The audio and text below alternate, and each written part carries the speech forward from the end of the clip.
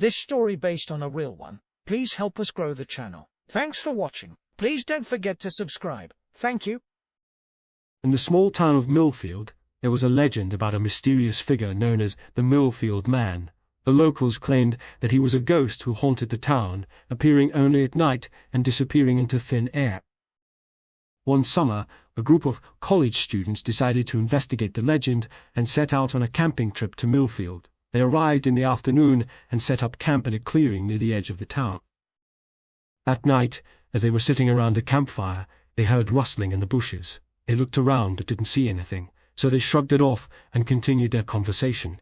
But the rustling grew louder and closer, and suddenly they saw a figure emerge from the tree.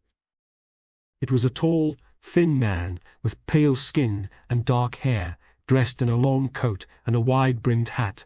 He stared at the group with piercing blue eyes, and they could feel his gaze on them, even in the darkness. They were all too scared to move, and the man didn't say a word. He just stood there watching them. After what felt like an eternity, he turned and disappeared back into the woods. The students were shaken, but decided to stay for another night. They set up camp again and tried to ignore the strange encounter from the previous night. But the Millfield Man wasn't finished with them yet. That night, they heard footsteps outside their tents, and one of them even felt a hand on their shoulder. They jumped up and shone their flashlights around, but once again there was no one there. As the night wore on, the noises grew louder and more persistent. They heard whispers, laughter, and even what sounded like chanting. They were all terrified, but they didn't know what to do. Finally, at the break of dawn, the noises stopped. They packed up their gear and left Millfield as quickly as they could. When they got back to their college, they tried to tell their friends about the Millfield Man, but no one believed them.